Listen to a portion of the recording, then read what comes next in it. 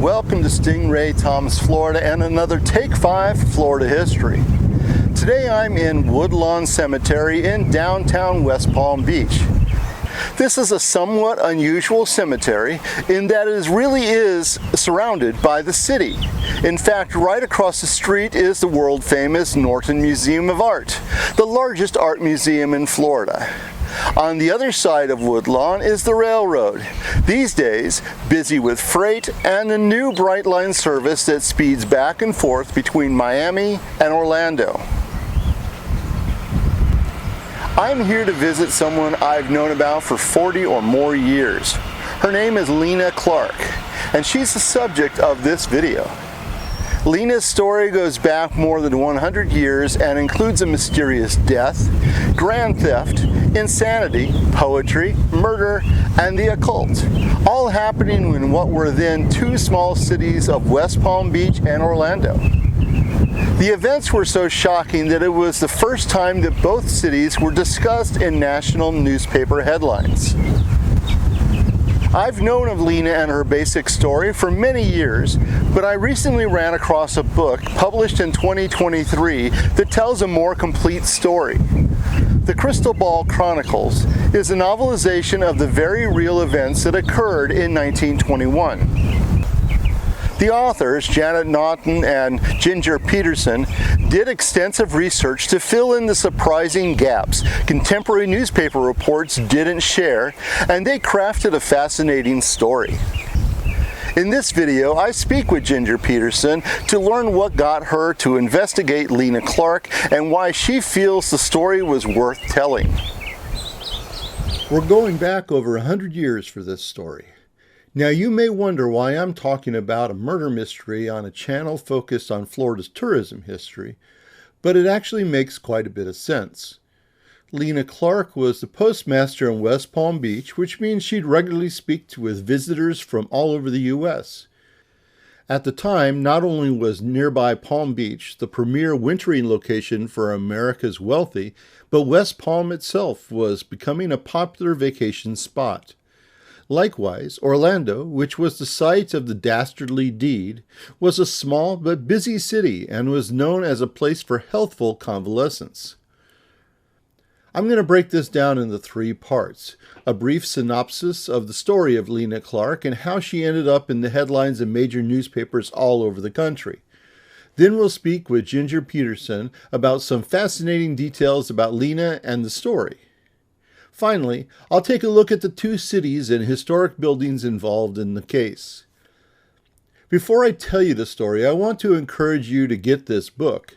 I'll place a link to Amazon in the description. This isn't a sponsorship. I bought the book myself, but it's a great read and shares the very real and remarkable events that shocked Florida and the nation in 1921. While the Crystal Ball Chronicles is a novelization, it accurately follows the facts of the puzzling case. Now, I suppose one could argue that Peterson and I will be sharing spoilers, but it's like discussing the movie Titanic. We all know the ship sank. I've thought for years that the story of Lena Clarke should be far better known, and I'm glad that serious research on the case has been done and made available. Her name was Lena Marietta Thankful Clarke. 2 of those were from her mother, Marietta Thankful Whitney. They were part of a tight-knit family that had moved to West Palm Beach in the 1890s. Her father, Almond, was a respected minister of the Congregational Church, and by 1920, 3 of Lena's siblings had moved out of the house. Lena's best friend was likely her older brother, Paul, and the events in the book stemmed from his surprising and unusual death on Christmas Day, 1920. Only 40 at the time, Paul died from a coral snake bite, which is an unusual occurrence in general, but in Paul's case it was remarkable since he was a seasoned venomous snake handler. The inference has been that the snake bite was self-inflicted. The book suggests that this caused a downward spiral in Lena, who was already known to be somewhat eccentric, as she handled snakes along with Paul and was interested in the occult and fortune-telling. Still, she was a respected member of her small city, so much so that she was the local postmaster and was active in the church. But then, on July 29, 1921, $32,000 went missing from a deposit Lena sent to the Atlantic Federal Reserve Bank from the post office. The money was replaced with paper cut from mail-order catalogs. Postal inspectors were sent to investigate, but before the details could be fully understood, Lena took a car to Orlando, and there, on August 1st, she shot a former post office employee, Fred Miltimore. Beyond being a co-worker, Miltimore was someone with which she was involved at one point. She soon confessed to both the robbery and the murder, but quickly recanted. Her trial took place 4 months later, and it was the most talked about trial in Florida for many years. Lena pled not guilty by reason of insanity, and the most spectacular and bizarre testimony was by Lena herself, as she was allowed to use her crystal ball during 10 hours on the stand. Spectators in the packed courtroom seemed divided as to whether or not she was insane, but it took the all-male jury just 2 hours to agree with the defense. Lena was found innocent. However, she was sent to the Florida State Hospital in Chattahoochee, where she'd be placed in what was then called an insane asylum. Lena was quoted as saying she'd have rather been hanged than to go to Chattahoochee. Lena stayed less than 2 years in the hospital before quietly returning home. She wasn't punished for the theft, and she never held a real job, instead working with charities and her church. She died in 1967, outliving all of her siblings except Maud. So that's the basic events of the story told in the Crystal Ball Chronicles. Now here's excerpts from my interview with author Ginger Peterson and the puzzling case of Lena Clarke.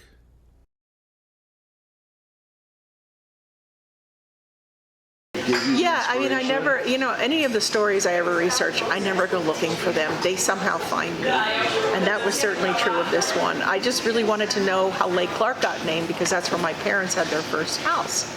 So, you do the Google search. It was a 4th of July weekend. I can tell you the date in 2011. And I Googled that, and about the third link down, I see this link to an old New York Times article that said, girl murderer in Palm Beach. And I was like, what? And I said, my God. And so I had to click on that link first. And I read the article about how this 35-year-old woman had murdered someone in this and supposedly stolen money. And I was like, why have I never heard of this story? And it was from there that I started to do research into Lena Clarke. And this was 2011, so it was a long time. And I went back and forth over the years, but it's difficult when you have to have this person live in your head. It was very easy to have some of the people live in my head that I wrote about before, because they were pleasant, and they were nice, and they were fun and adventurous. So it's like, do you really want a murderer to live in your head for a year? It was a hard decision to make, and because you do have to do that. You do have to let them live in your head and try to figure out their motives and what they were like and what was their character like. To write this as a true story, because it is. I didn't really want to make it into something that I knew that it wasn't. I mean, I could have fluffed it up and made it something, but unless I really had some evidence that certain things happened, I may have hinted at some things and maybe this happened and maybe it didn't, but to just wholesale make it up, I really wanted to stick to the facts of the story, but yet tell it in a compelling way to make it a little bit more engaging in that. But a real interesting character, the classic minister's daughter gone bad, which has been written 1,000 times, but this one really truly was. I mean, her father, really of all the characters in this book, I grew very fond of him because he was such a real learned scholar, a theologian. He wasn't just a minister, he was a theologian, and that's a different level. And she grew up in this incredible environment of really talented, smart people. Her mother was an accomplished painter. She was in the Women's Christian Temperance Union, which was, of course, the anti-drinking league that eventually got the constitutional amendment. She even had Carrie Nation come here in 1910 and bust up some saloons on Banyan Street. I mean, Carrie Nation herself with the axe and everything. So very influential people, and she was the youngest child of a whole bevy of Clarke children, and they were very successful. She had a brother who was a school superintendent out in California. Another brother ran a newspaper and was postmaster in upstate New York, and so on. And her sister, Susan Warner, her and her husband started the florist business in all of Miami, the first one. So there was all of these really talented musical people. Her sister gave piano lessons, was the town librarian, and then there was Lena. And a lot of family members worked in the post office, including her brother Paul, who had been postmaster in 1910 to 1913. And he worked with her in the post office later on as well, the two of them. And I think it was somewhat, I think the family knew that there was, I don't know how they characterized it at the time, mental issues or other things. She had great fears. There was a theater fire in West Palm Beach that happened, as things just burned down. Most things made of wood, and it so terrified her that she couldn't sleep for days. And her sister said she actually had a compulsion when she saw fire to run into it. Not that she would repel from it, that she was so afraid she couldn't control her compulsion to run into the fire. So I did the research. Coral snake bite is typically fatal 10% of the time. It's not a given thing that you're going to die, but I think he wanted to make sure. He was bit twice, so both poison sacs, according to the doctor, were empty. And so he wanted to make sure that it was going to kill him. And where he did it, so close to the throat. Adult venom on snakes, it's like if they can't bite you anywhere near the bottom where you have small things to bite, you're completely safe. And he had been bit by rattlesnakes, water moccasins, and I've often wondered if that was partially responsible for his loss of hearing, was the repeated venomous snake bites. It's possible. Or arsenic. He handled arsenic in his taxidermy work, and that is absolutely associated with hearing loss. Yeah. Like, how would he have been that stupid? Yeah. It just never made sense to me. No. And I couldn't, the one evidence would have been that he had life insurance policies, but there's no way to trace that because it wouldn't have been part of his probate. That just gets paid as a beneficiary. It doesn't go through any process. Yeah. I don't think that it was like a lot of money, because basically they went back to Ohio, and I looked at the addresses where they lived, and it's pretty not that nice. And I found all the way through the generations. He died actually on Christmas Day of all days. He had been bitten on Christmas Eve. So it's just this tale, and it really, that to me was the catalyst where she lost control. I really think Paul was able to talk some sense back into her, and they were best friends. Lena would also handle rattlesnakes, not a problem. She didn't have fear. My brother said, if you don't fear a snake, it will not bite you. I don't know if that's true, and I'm not going to find out, but that's what she believed in that. So,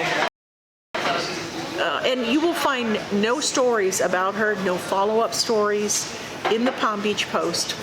They never even put in the paper when she was released. I actually had to read that in a Miami paper, and I carefully checked every single page of the Palm Beach Post for the week that she was released. No mention, and there was no mention of her in a West Palm Beach paper until 1982, when Elliot Kleinberg, who was at that time the Palm Beach Post kind of history reporter, did a story on her. And Orlando had done some in the late 60s with Judge Cheney's son, who was the one who donated the artifacts, if you will, to the Orange County History Center, Lena's gun, which is very much a collector's item. It's a tiny Colt vest pocket, it's called. People collect those things readily. And then her purse and its contents, and so on. And I went up there to see the items, and I was so interesting because people think, oh, well, you saw a picture of it on the internet, why isn't that enough? You have to go there and examine things in person, because I was absolutely shocked of how tiny the bullets are for that gun. I'm not a gun person, so I don't know these things. And they had the extra bullets that she had there and in a little Ziploc bag, and I'm like, this is the kind of gun you have to literally walk up to someone and fire, point blank range. You're not going to shoot someone across the room because you're just going to make them mad. And so she took a great risk in doing what she did, because that guy could have either wrestled the gun away from her, but I think she just took him totally by surprise and just took that gun out of her, concealed in her purse or in her dress pocket, and just fired point blank, and he was gone before he knew it, right through the heart. So, but it is, where'd she get the gun? From the post office. That's the funniest thing. They had issued her the gun as postmaster because there had been so many robberies at post offices. Everything was cash at that time. They didn't take checks. Everybody came in to get money orders to do catalogs from, Sears and Roebuck and all these big merchandise houses, Montgomery Ward. And so they handled a lot of cash. People didn't have checking accounts unless you were a business. And they also were still, you could have at that time still even had a little savings account with the post office, and then they still sold war bonds and they sold savings bonds for the government. So that was all cash. So they handled an incredible amount of cash. So it was tempting for her, and I don't think she was inherently an evil person. I think she was mentally ill, and just it got the best of her, which we don't think of very often happening to women, but it does. And the old thing is they say a woman scorned, and the local lore said her and Milton Moore were having an affair, which was probably somewhat true, although I'm not quite sure it was the affair people picture. I think a lot of it existed in Lena's mind of what went on between the two of them. I mean, they'd known each other for a long time, since 1912 when he came, until this happened in 1921. So that's a long time to know someone, to then want to kill them. But yeah, crazy story. So a real fascinating character, and it was right across the street from where we are now that she had her infamous studio where she would do fortune telling and had her crystal ball and all of these things that, she dabbled in the occult, but that wasn't terribly unusual in 1920. It was a rather of a new age, those kinds of things come and go. It's currently in vogue again, kind of occult and supernatural. And so in 1921 and 20, it was a big deal right then to do horoscopes and tarot cards and all those kinds of things. So, and she kept all that next door because she couldn't put that stuff in her house. Or she kept it at the post office. I'm sorry? All of her fortune telling and things. So, yeah. And then her most famous part of her trial was, of course, her testimony with her crystal ball. She was allowed to use it on the stand and talk about her former lives and her 12 lives and her 13, and this cycle of the 12 lives of Lena Clarke. And she predicted that she was going to be Vice President of the United States. She was going to be elected to the presidency with Eugene V. Debs, who was socialist, popular character of the time, was actually in jail for being a socialist in 1920. And she predicted she would run with him in 28. He would be assassinated, and then she would be President of the United States. So obviously that never happened, but that, she said, was the culmination, that she was born, what she called it, in the house of the crucifixion, where her birthday was March 1st, and she said every president who's born in the house of the crucifixion has died, including Abraham Lincoln. So that was the prediction that she set forth for her life, which of course never happened quite like that. But it proved great entertainment for the courtroom. The courtroom was completely packed. People would bring their lunch in so they wouldn't lose their seat in that courtroom. And she just gave beautiful stuff. My favorite moment in the court was when she was picking her jury. And she told the reporter, well, I'm asking Judge Minor Jones to help me. And the attorney said, Judge Minor Jones? She said, that's him over there. And it was a painting above the jury box of Judge Minor S. Jones, who was the first circuit court judge, pretty much one of the first ones in Florida. And she said, if it's a good juror, he smiles at me. If it's a bad juror, he frowns. So kind of like a Harry Potter moving painting sort of thing so she came up with this fodder for the reporters, and they loved her because she could always come up with these incredibly funny lines. Another of my favorites is in the jail in Orlando. She was on the second floor, and she had a window that looked out upon a park. This is all, of course, so different. None of that exists today. And the jail worker asked, would you like a little curtain for the window so people can't yell up at you and, say remarks? And she's like, no, I want you to make me a banner that says, the only Lena in captivity, and I'll hang that from the window.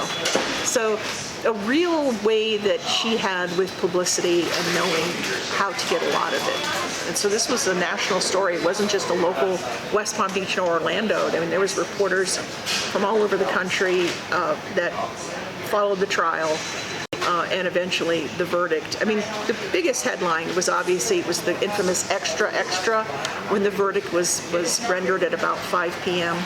They did an extra and put it out on the street, because it was that followed. I always thought she was kind of the Casey Anthony of her time, going back to another famous, because when I originally discovered it was when Casey Anthony had just happened with that trial. So I was like, wow, it's just that all over again. But, I'm not going to play armchair psychiatrist about what her issue was. She wrote an autobiography in jail when she was jailed for the murder of Fred Miltimore, and it's a rambling piece. It's called The Life of Lena Clarke, and I've had a couple psychiatrists read it, psychologists, and said that, definitely very delusional, possibly bipolar, maybe schizophrenic, but she went on to, when she was released from Chattahoochee in 1924, she went on and lived the rest of her life and developed pen names, and she wrote under pen names for her poetry. And I'm currently working on a compilation of her poetry. Not that I think it's going to sell well, but it was kind of like the devil's deal I made with her. Like, I'll publish your poetry, but don't haunt me or something, because she's a very strong character. So I'm currently working on that. But I've had people read her poetry and say she was a very gifted poet. So as many artists, and some people have compared her to Sylvia Plath, who was another very tragic figure. And I think Lena was, in a way, a tragic figure and was taken advantage of by people very easily hoodwinked into believing things that people told her, promises that were never kept. And I think Fred Miltimore had made her promises that he was going to leave his wife, that they were going to get married, and it never happened. And so that was all part of her plan that was beginning to come together for her, and went into a different direction when she did. I mean, she left her materials to the Historical Society in 1961, which has always surprised me. But I think somehow she did want her story to be told someday. But she didn't destroy her father's things, and they told a story, a day-by-day diary that he kept, and it was a detailed diary. It wasn't like, got up, got dressed, ate breakfast. I mean, it wasn't that sort of thing. It went very deep into the family activities, and of course, once this had happened on August 1st, 1921, the diary only became about this crime, and it has all kinds of great things pasted in there, like telegrams that she would send from Orlando, and other correspondence and poems that she would write in jail. And she actually made a lot of money in jail, selling her poetry to newspapers all over the country to help pay for her defense. I found the bill that the attorney gave the family at the end of the trial. It was for basically around $10,000, which doesn't sound like a lot, but that's the equivalent today of $150,000 at least. And they didn't have that kind of money, so what he did is he put a mortgage on the house that her sister Maud didn't pay off until 1966, when she finally got the deed back clean from the house, for the house. So they paid whatever nickels and dimes. I think Lena may have done, she did family research, she did their family tree, so I think she may have paid off part of it for that, but she wrote under the pen name Helene Claiborne to sell poetry to mostly Florida newspapers, a lot of it in the Tampa Tribune and the Lake Worth Herald were her best customers. I don't know how much she got, but she was never gainfully employed again. Although one kind of interesting story is I co-host a cemetery tour at Woodlawn, and Lena is probably our most popular stop. And this man was in the front row of people standing there. It's a nighttime tour. And his eyes got just as big as dinner plates. And I went up to him after. I'm like, "Are you okay, sir?" And he's like, "She was my Sunday school teacher." Because she was very involved in her church, the Union Congregational Church, and was the church historian. And I guess taught Sunday school. So it's kind of unusual to have a murderer teaching Sunday school all those years later. But it is truly an interesting personality, and she died in her sleep. I actually did get a copy of her death certificate, because I mean, she was 81, but I don't think she could still kill herself. And so she just died of hardening of the arteries, is what's written on her, at 9:30 on a Saturday night. She died in her home with her sister, I guess, found her somewhere. And her sister Maud, who was 10 years older, lived another 2 years until she passed away. But the two sisters lived in that ramshackle house, who everybody said it was, and I've had subsequent contact with people who were in the house, and actually somewhere they have photos, they haven't found them yet, and it was just piled with stuff. There were hoarders, and the house was just in a deplorable condition that they lived. So sad in a way, but it's, I'm sure, and there's ever dwindling to people that actually had firsthand contact with her, but it was interesting with her either. But she did come home after she was released from Chattahoochee and care for her parents. They both lived into their late 80s. And I found all the way through the generations. So there was a Paul Clarke IV, and I found his brother. He had since already passed away, but I found his brother Michael living in Illinois, and he's like, "Oh yeah, we know the story," because you don't want to be the harbinger of bad news. Like, "Did you know that your great-great-aunt was and killed someone?" I mean, it's not a good way to start a conversation typically. But I don't think I ever told any family member who didn't know. But the lady said, one that I'd found in Tampa, she's in her early 70s, and she said, we were told as children that she had spent time in a mental hospital, but she said that's all we were ever told. She says only when we got into adulthood and had the internet could we do our own research and find out what had happened. So I was like, yeah, that must have been a bit of a shock. Sorry, girl.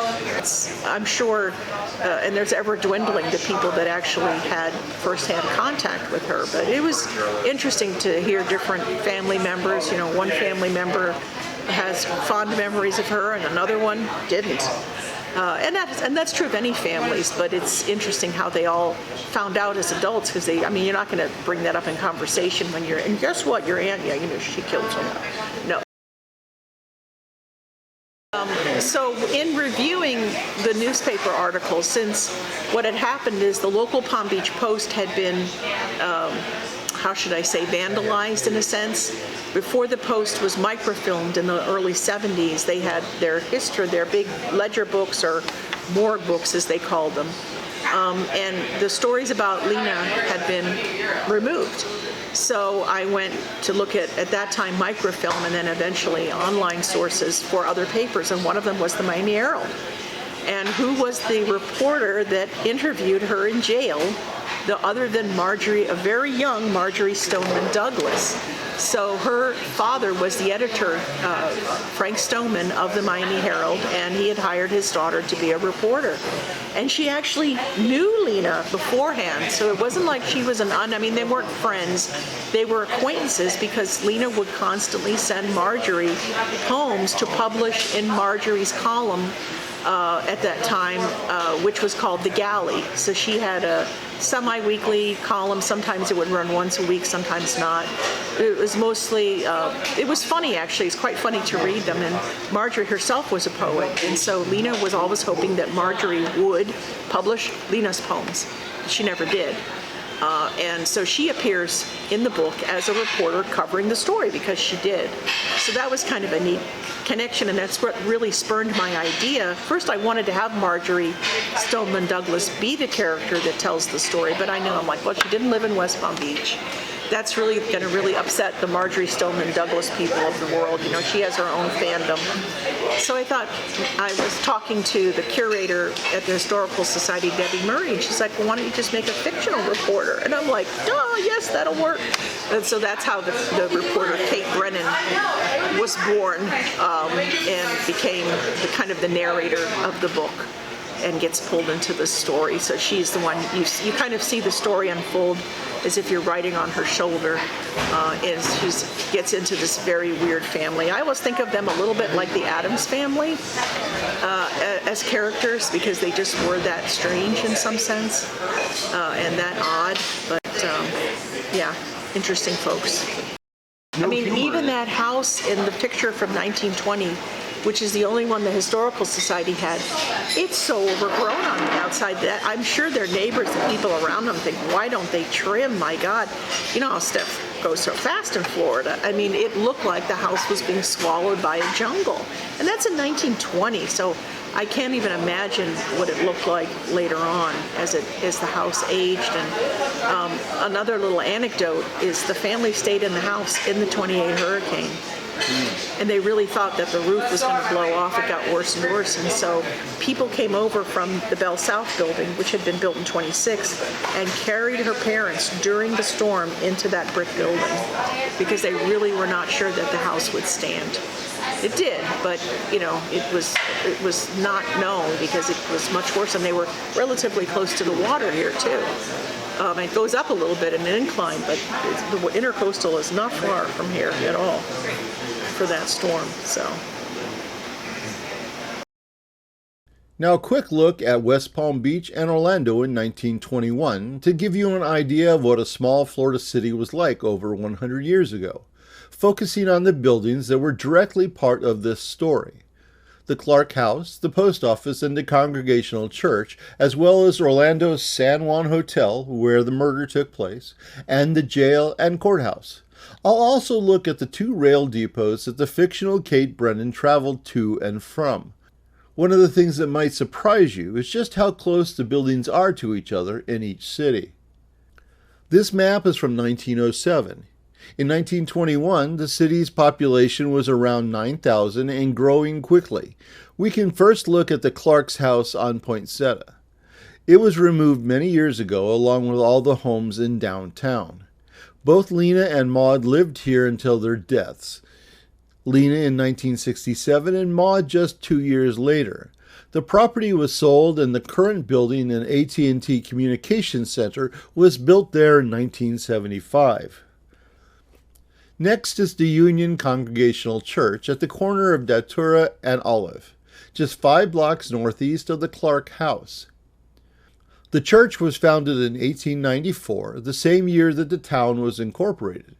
It was one of the first churches in the area and was built on land donated by Henry Flagler, who had a reputation for providing land for churches in the towns he helped to develop along Florida's Atlantic coast. This is the original structure with a 2-story tower on the corner. It was replaced by a newer sanctuary in 1912. At that time, the older building was moved to the side of the property, as can be seen here. The Clarkes moved to West Palm around the time the church was founded, but even though Almond Clarke was a congregational minister, he wasn't the church's regular minister.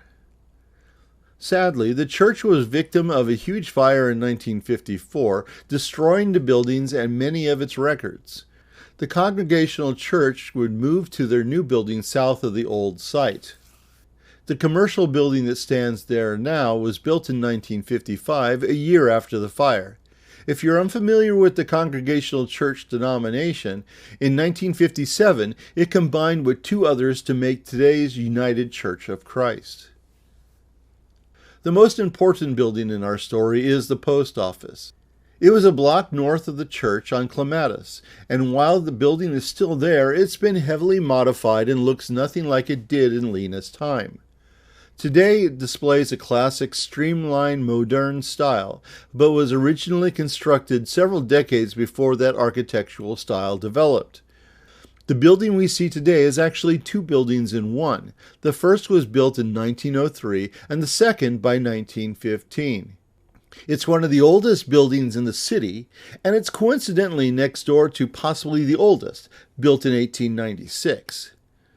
The 1903 part was known as the Metcalfe Building and was built in the Italianate style. The two-story building extended north along Olive Street. It was on the first floor that Lena's post office operated.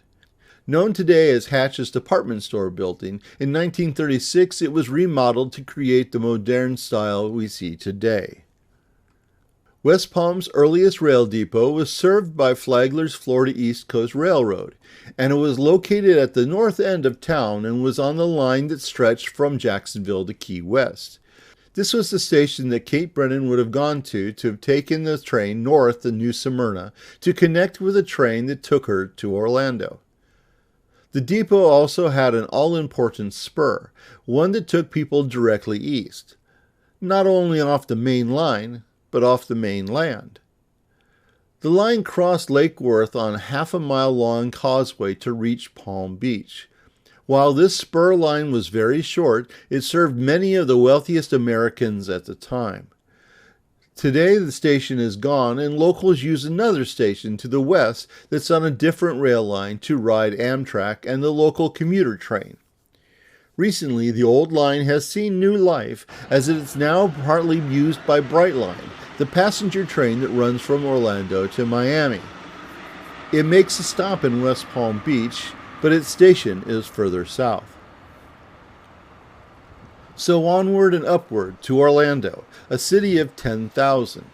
Fred Miltimore died in the San Juan Hotel, one of the most important and imposing buildings in early Orlando. Located on the northwest corner of Central and Orange, the San Juan was built in 1885 by Captain C.E. Pierce. It cost $150,000, which would be over $5.5 million today. It went through a number of modifications, the most significant being 2 floors added in 1903 and an 8-story section next to it in 1922. It was demolished in 1981 and replaced by the modern tower shown here. This tower is the headquarters of the Morgan & Morgan law firm, which has offices in every state and bills itself as the largest injury law firm in the universe. When arrested, Lena was taken to the Orange County Jail, which, oddly enough, was in the same block as the San Juan. There's nothing like a jail located next to the town's premier hotel. It was built on the corner of Orange and Washington in 1884. Between the jail and the San Juan, there was a small park, as can be seen by the gazebo in some pictures. Surrounding the jail was a wooden fence that blocked the view into the jail yard. However, some rooms on the north side of the San Juan enabled people to look over the fence. These rooms were rented at a premium price during hangings. In 1925, the county moved the jail a block away, with the original site sold to Braxton Beecham so he could build a movie theater. Lena's trial took place in what is known today as the 1892 Orange County Courthouse. Orange County has had quite a number of courthouses: 1856, 63, 69, 75, 92, 1927, the 1959 annex, and the current courthouse was built in 1998. Orange County likely has more courthouses than any other Florida county. At the risk of going too far off subject, Orange County was originally named Mosquito County when created in 1824, and it had 3 different locations for its government before Orlando. The earliest was a plantation on the Tomoka River, then the town of New Smyrna, and finally the town of Enterprise. That gives Orange County a grand total of 11 courthouses in 200 years. And yes, we all know why the county had its name changed. But back to the subject. Often known as the most beautiful building in Old Orlando, the courthouse was built in 1892. The 3-story red brick Gothic Revival building featured an 80-foot-high clock tower. The clockworks were made by the company which made the Big Ben clock movement in London. The bell weighed 1,500 pounds, was tuned to the key of F, and it's on display in the lobby of the current courthouse. The 1892 courthouse was demolished in 1958 with a courthouse annex replacing it. That annex was also demolished, and today the site is a county park named Heritage Square. Fred Miltimore was the owner of the Arcade restaurant, located on Pine Street in the Magruder Arcade, built in 1911. Owned by James Magruder, it housed Fred's restaurant, a bookstore, laundry, and the Arcade Hotel. In a somewhat interesting coincidence, it also contained the post office between 1914 and 1917. And finally, let's take a look at the depot Kate would have used in Orlando. While today it's known as Church Street Station, it wasn't typically called that in 1921. It was on Church Street, of course, but considering it was the only rail depot in the city, it was just the depot. Just like the jail was the jail and the courthouse, the courthouse. Opened in 1889, it's one of the oldest buildings in the city and was built for Henry Plant's railroad.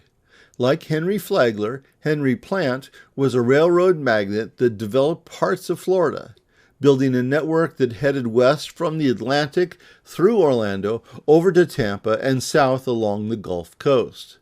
The depot is easily one of the most distinctive in Florida. Its architectural style is Queen Anne Revival with interesting Victorian elements. It operated as a passenger and freight depot until 1926, when a new passenger station was built to the south. By the 1960s, it was mostly abandoned, but in 1973 was refurbished and became part of the Church Street Station entertainment complex that also incorporated a number of historic buildings on the west side of the tracks.